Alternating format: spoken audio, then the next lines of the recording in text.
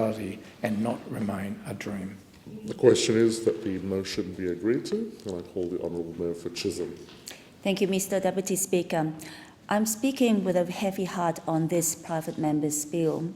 The recent violence in Israel and Palestinian territories is and should be of grave concern to all of us.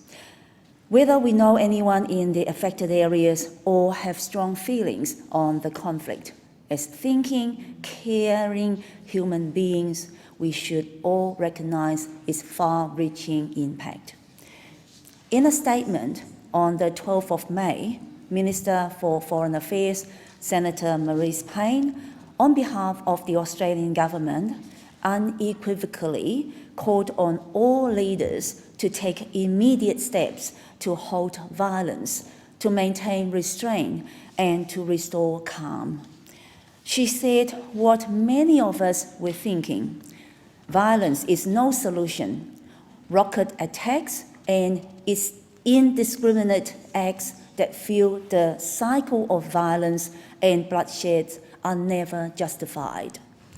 More concretely, Mr. Deputy Speaker, she called for a halt to actions that increase tensions, including land appropriations, forced evictions, demolitions, and settlement activity, and for a halt on unilateral actions that threaten peace in the region. Those messages, as well as those of the Prime Minister, have been reiterated to both Israeli and Palestinian officials, and at forums including the UN Security Council and the UN General Assembly. Now, a ceasefire has been declared, and the process of getting us back to a more permanent peace can begin in earnest. The Morrison government welcomes the ceasefire and commends the Egyptian and US diplomatic efforts that led to it, including US President Biden's direct conversations with Prime Minister Netanyahu and the Palestinian Authority's President Abbas. It is imperative that the cycle of violence and bloodshed does not resume, Mr. Deputy Speaker. Children in Israel and the Palestinian territories deserve a future that holds more than the prospect of perpetual conflict, destruction, and loss of life. The ceasefire must continue to hold.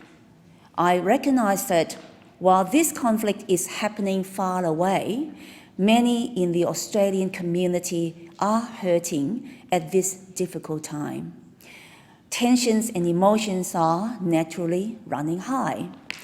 Some might say that they should run high given the seriousness of this issue, but I hope that cooler heads prevail. Compromise is not a dirty word, and calm, respectful discussion, whether it is between governments or around the dinner table here in Australia, is not a sign that you do not care. Quite the opposite, in fact.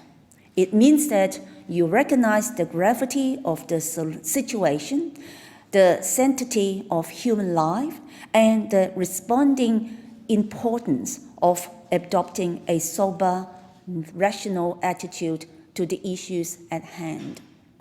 Mr. Deputy Speaker, Australia joins the international community in supporting new approaches to peaceful solutions, and we add our voice of practical encouragement to those of the US, the UK, Egypt, the EU, and others.